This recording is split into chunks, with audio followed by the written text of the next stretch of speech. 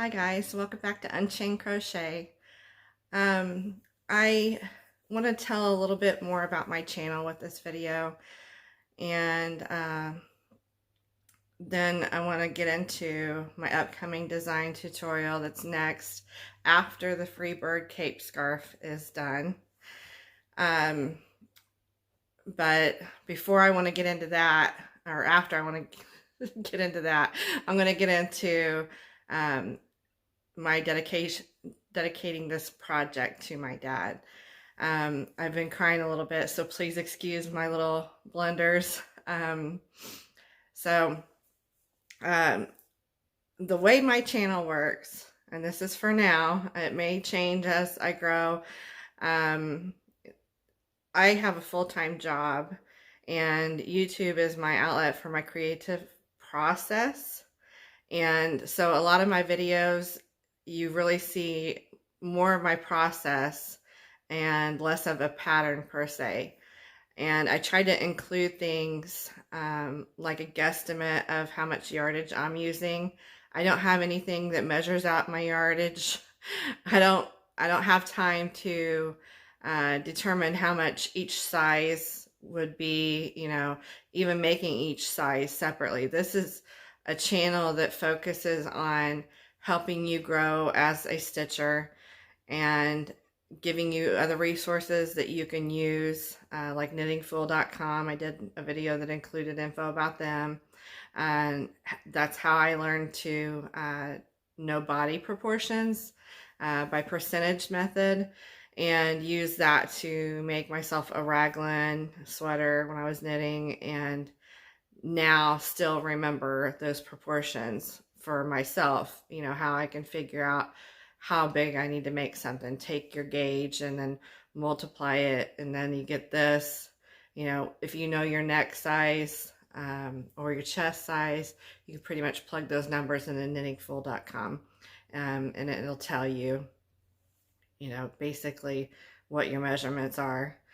So that being said, I want everyone to be aware that when you get into one of my tutorial videos, I tell usually how many skeins or balls or whatever of yarns that I'm using. If my item's not complete yet, such as the free bird cape scarf, I don't have an exact ball number or skein number. I give approximations. So that particular item, I'm not doing a lot of stitching on that tutorial playlist. Basically take you through the schematic and give you hints on, figuring your gauge and how much yardage you're going to use by showing you how I did it. So you need to be able to navigate a little bit on your own and be able to do some basic math for that particular item. That being said, I'm going to get into talking about my next tutorial playlist that'll be up and coming. It came to me last night. I planned on doing the Rockstar 80s, the 80s Rockstar cardigan pattern or design next. But that's more of a winter project. And then since I've been working on the free bird cape scarf, another idea came to me, and it's more appropriate for fall, to release this fall. So that will be the next one. And then the 80s Rockstar cardigan. So this idea came to me last night. I like all the trendy tops, what was trending maybe a year or two ago, where you had like microfiber t-shirt, kind of, or even a little jacket that has a cutout of the fabric, and it'll have like a lace design in the middle of it and on the back. I liked all those, and I thought, how can I recreate that and for myself and crochet something? So that's what this new design is, and I've titled it the Impossible Dream Cardi Vest. So this is, you guys have probably seen this if you watched some of my earlier videos when I started my channel. I think the very first video, or maybe somewhere around the second or third, maybe 1 through 3, I had worn this, and it's a cardi wrap or whatever, a wrap cardigan. It started as a square on the back and worked in rounds. This was Mandala Baby, which would also be a very good yarn to use for the Impossible Dream cardi vest that I'm making. So we'll just call it the Impossible Dream. And it'll have similar construction to this, where I work in the round to make a square and then stopped once it got big enough to go, you know, just past my shoulders. It's also been washed and dried, so it goes past the shoulders. So part of it, when it's worn, let me just show you how the shoulders lay. Once it got big enough to get past my shoulders, I stopped and made the armholes. So you can see, without the hood on it, that square from the back extends, let me adjust this, extends to here. So that comes, you know, toward the front. See? And then here is where I started going, just working back and forth for the sides. So that's going to be very similar construction to this. Haven't planned much on stitch that I'm going to use, but it will start in the center and then work out from there after we make the armholes. We'll kind of make the armholes and incorporate that into stitching up the sides. All right, so the next video you'll see, like I'm talking down, the next video you'll see in this playlist, and I had said in the next video, because I already filmed the next video, my design thoughts and process, if you want to watch that. I had already said that I was going to put that video in the Designing Mind playlist for now. I'm going to go ahead and put it in its own playlist. It deserves its own playlist, and it's definitely going to be a tutorial series. It will be both left and right-handed versions, so there'll be 2 different playlists, one right-handed, one left-handed. So if you don't want to hear why I've titled this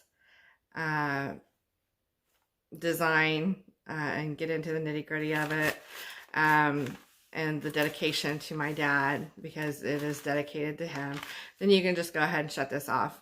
If crying bothers you, I may cry a little bit more. I've been crying earlier. Then you can go ahead and shut this off. So I'll see you in the next video, if so. If you want to stick around, I'm going to just sit back and talk a little bit about my dad, and just tell you kind of the background, my dad's background, and how things were growing up with him, and just basically life lessons I've learned from him in his life and his passing. So, all right, so let me move this a little closer. Sorry for the jiggling. So, growing up,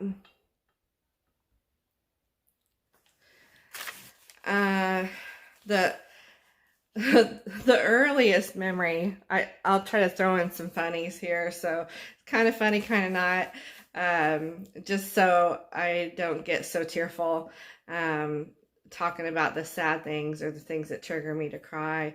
My earliest memory of my dad was him looking down at me and very angry. I was about 3, I think, and it may be one of my first memories, but definitely my earliest memory of my dad was him looking down at me very angry and me standing in front of him and him smacking my wet hands because I've been playing in the toilet.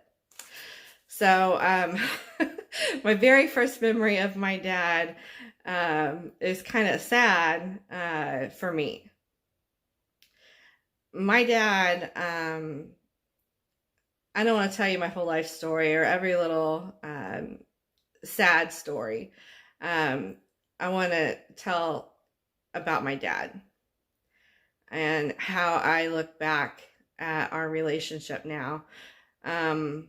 When I was 16, my dad, I don't know if he thought he had cancer or something. He hadn't had his first heart attack yet.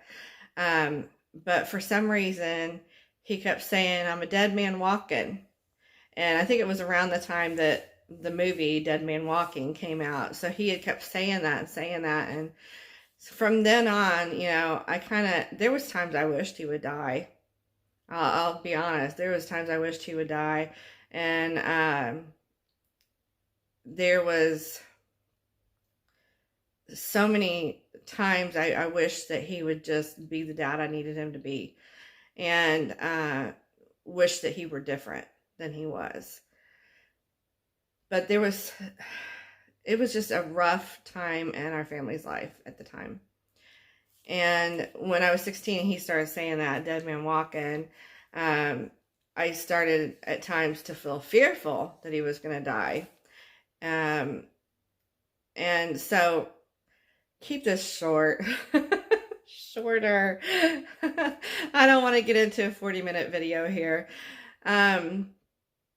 My dad, he was the product of a relationship that my grandmother had when she was split up temporarily. She ended up going back to who I called my grandpa. He wasn't my biological grandpa. And so my dad's dad, he was Cherokee, and my dad was 50% Cherokee Indian. And so Dad, as he got older, he got very sick with heart failure. And he suffered from heart failure for at least 20 years. And then had gotten type 2 diabetes. Both had been linked to Agent Orange. And he ended up with full benefits. I don't know if they called it full service or something like that. He was qualified for, all the benefits he could get from the VA, including disability, because of those two things being linked to Agent Orange. And Agent Orange had been, they've done studies, and both of those two things have been linked to Agent Orange exposure, which they sprayed profusely during the Vietnam War. My dad did 3 tours in Vietnam before I was born. So my 3 siblings, I have a brother and 2 sisters, and they were all born prior to Dad going to Vietnam. I don't know. He was in service for 10 years, and within those 10 years in the Marines, he volunteered to go to Vietnam 3 times. He did 3 tours in Vietnam, which I've since learned is the max that you can do, or was at the time. You could do 3 tours.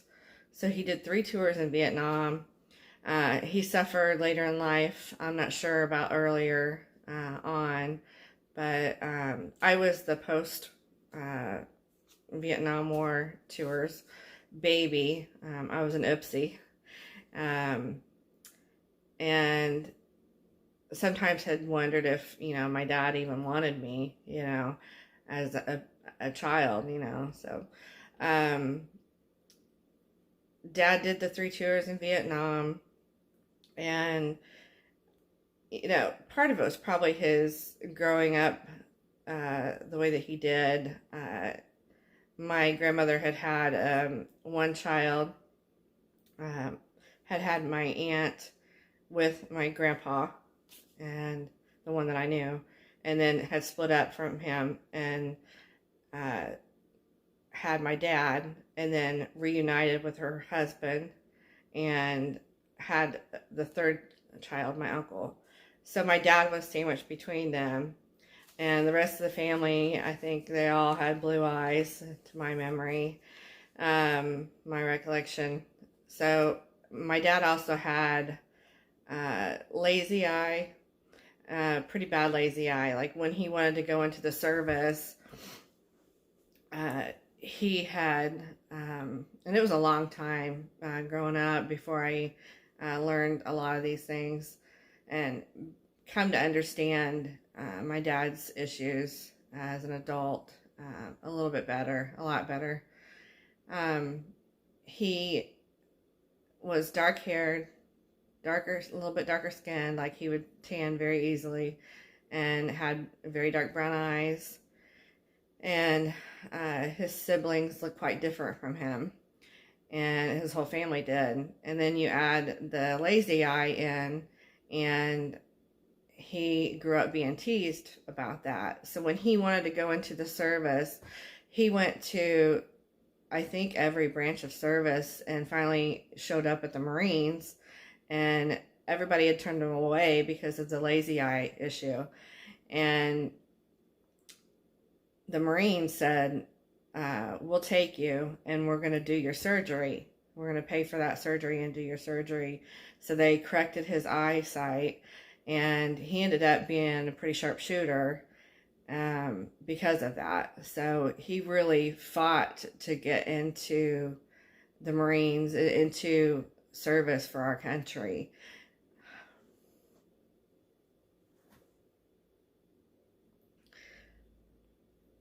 So, Dad comes home from the service, and they end up buying a house in the town I moved back to here where I live now. And they ended up having me. People used to joke because like the neighbor next door had told my mom, she's the milkman's baby. Because I had so many dimples. They just thought I was so cute. But they had me, and so there was 4 of us kids, and as little as 5 years old, I have memories of my dad coming home drunk, and he'd been out at the bars drinking and, stirring up family arguments. And, my brothers one time wrestled him to the floor to take his keys so he didn't go back out. He wanted to go back out and drink some more. And they wanted him to be safe. I remember seeing that happen, where they struggled with him. So my dad struggled my entire life, really off and on, with alcoholism. I later on found out that he was having flashbacks, and he had described them to me and used a racial slur, but said, he had dreamt that he was fighting. It's a term for Vietnamese people I don't like to use, but he dreamt that he was fighting one of them, and he stubbed his toe, hit his toe so hard, kicking them, and, kind of sleepwalking, and hit his toe on his dresser. And it was so bloody when I was dressing it up for him. That was as an adult. But there are so many rough memories, not so good memories of my dad that I have, that I could dwell on those. But I choose to remember the good things. When I was a kid, my mom did most of the shopping for Christmas, and Dad always, if not every year, often times at Christmas, he would go out and get us each our own special gift just from him. And one year he got me a watch. It was a Snow White watch. I still remember the watch. Well, guess what? A couple weeks ago, I ordered one off of eBay. It said it was vintage. I don't know if it's really truly vintage. It said it was a vintage kid's watch, Snow White, and she's patting Dopey on his head. So I just wanted to have another Snow White watch. Even if I don't use a watch, I'm just going to wear it. I don't care if it works or not. It does work quite well, but I just wanted to have another Snow White watch. And One year, Dad went out and had gotten me a bike, and it was the last Christmas present that I got that year. And of course, I didn't wrap it, it was a bike. And I was about 8, I think. My brother, my younger of the two brothers, he's like 8 years older than me. And he come riding down the hallway into the living room where we were on my bike. And so my dad had gotten me that bike that year. When I was about 16, I'd been smoking cigarettes since I was about 12. And my parents knew since I was 14. I refused to quit. And you could sneak and buy cigarettes. You know, if you looked old enough, they didn't really card you back then. But one year, Dad, even though he didn't really want me smoking, he bought me a Zippo lighter. And I think it was him or my brother, one of them, because we all smoked, had shown me how to take that Zippo lighter and flip it open and light it all in one flick like that. And so I learned how to do that. I thought that was too cool for school. So, when I was 12, one time, I was old enough that I had learned to mow the grass, although my brother usually did it. And I decided I was going to go around the neighborhoods and make a little money at it. And my brother had done that. And so me and my friends, we made our own little lawn cutting business that summer. We totally undersold ourselves on one of these jobs. And it was just such a big job. And I think we got $25 for this huge yard. And it was so hot outside. But I had come home one day and Dad was home from work, and I told Dad, I said, Dad, I want to save up my money, my mowing money, and get me a 10-speed bike. And he said, well, I'll pitch in, I'll pay half of it if you save up the other half. And I said, deal. And so 2 days later, I'm not kidding, 2 days later, my dad comes home and brought me a shiny red Schwinn, I can't even say it right now, Schwinn red 10-speed bike. So I really wasn't expecting that, but you know, now that I'm grown, I realize, you know, if you've heard of the love languages, there's like 5 or 6 different love languages. I haven't read the book, but I know enough of them. I know mine is gifts and making things for people. That kind of gift, and talking and touch. Those are my love languages. My dad's top love language really was gifts. And, you know, when we had a hard time, you never knew what you was going to get. If you consulted with my dad and told him about your feelings about something happening to you, you just didn't know. You didn't know if he was just going to give you some sage advice. Like one time in high school, I had gotten into it with these girls in this clique. One of the girls in the clique was talking bad about the other one, and I had mentioned it to one of them, and kind of just in passing, didn't go into detail, but next thing you know, they're all there and pretty much told me to butt out of their business. And so I told my dad, I mean, these girls were really mad at me. I told my dad, and I learned a good lesson from him, but Dad said, just keep a low profile. He was right. Keep a low profile. I mean, I never heard any more about it. And those girls were very, very cliquey, very backbiting to each other. I didn't hang out with them. You know, I didn't think it was cool how they backbit each other, but that was a good lesson, a good life lesson from Dad. Sage advice. But sometimes you just didn't know what you'd get. Like when I was little, I was about 8 and I came home from school one day. Mom and Dad came home and I was just sobbing in my bed. I don't remember what had triggered this, but I was just crying. Like they could audibly hear me through my door, and to the point where I was like, and Mom asked what was wrong, and I said, nobody likes me. Everybody hates me at school. That's how I felt from whatever had happened. And Dad said, what? He come in the hallway after he heard Mom talking to me. He said, well, what's going on with her now? He said, better get the crying towel, Marianne. But there was oftentimes Dad would shame me for crying, but it was kind of in a joking way. But still, as a little girl, it really hurt my feelings that he, didn't delve more into talking to me about whatever it is I was dealing with. My struggle was real. But anyway, I don't know if it was all the years in Vietnam that really stoked the flames of Dad's alcohol addiction. I'm not sure exactly when that all started. I think it was probably sooner. But I'm sure Vietnam didn't help.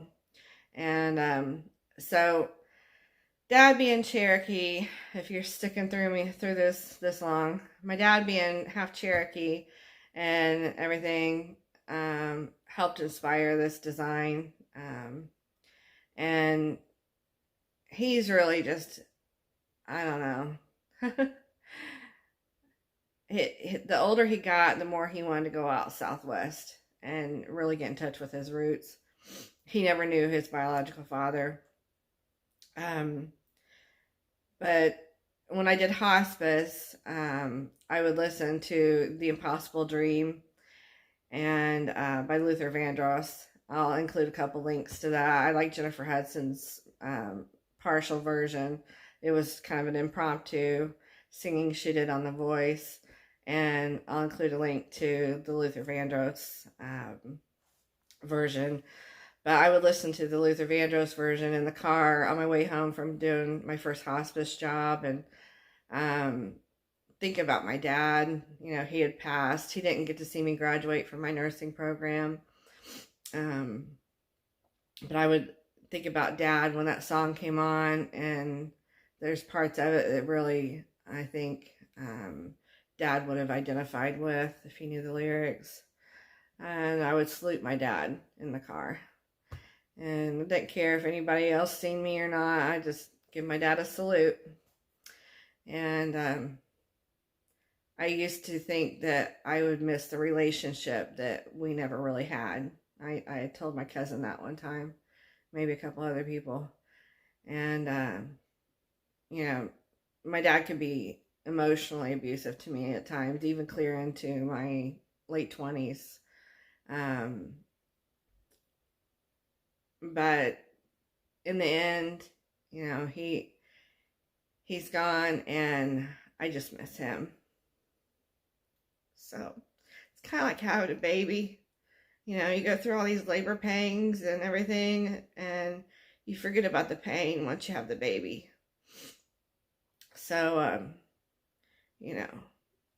there was a lot of good times and a lot of bad times. And I try to cling to those good times, and that helps me to grow as a person and not to focus on the bad, because it's easy to judge up the bad. Those are not the things I want to talk about. My dad's dead and gone, and he's with the Lord now. In the end, I feel like he made it back to where he should be, and that's home with God. So I'm not going to ramble on any further. I feel like I've told enough. Maybe a little more than you wanted to know. I definitely don't want to get sobbing again. But I am going to read the lyrics. I had to write them down because I can't look at my phone since I'm videotaping with it. And you can stick around for that or not. You can shut me off if you're sick of hearing my voice. There's other YouTube channels out there. But this is the lyrics to The Impossible Dream. And this particular design has a dream catcher on the back, or will have a dream catcher on the back with some crocheted feathers. And really, that's optional. If you don't want that on yours, you can still do the cardi vest. To dream the impossible dream, to fight the unbeatable foe, to bear the unbearable sorrow, to run where the brave dare not go, to right the unrightable wrong, to be better far than you are, to try when your arms are too weary to reach the unreachable star. This is my quest to follow that star, no matter how hopeless, no matter how far. To fight for the right without question or pause. To be willing to march into hell for a heavenly cause. And I know if I'll only be true to this glorious quest, that my heart will be peaceful and calm when I'm laid to my rest. And the world would be better for this, that one man, scorned and covered with scars, still strove with his last ounce of courage to reach the unreachable, the unreachable, the unreachable star, to dream the impossible dream, to reach the unreachable star. So I'm sure you can see why that song really strikes a chord with my memory and of my dad. I feel like his fight, life can be a struggle in general. And it's all these little chapters in our lives, some ups and some downs. But Dad, he fought the good fight. Sometimes some battles we lose. But the war eventually is won. So that's all I got left to say. And the next video will be the preamble ramble. If this wasn't, I don't know what is. Maybe I'll just make it the preamble ramble part 2. Because that'll show me my thoughts and the design as I sketch it out. You can watch me sketch it out, and the yarns that I am selecting so far, which are subject to change at any moment's whim. Just so you know, don't go out and buy a bunch of yarn. You might look at what you have, and I'll see you guys later. Have a great day.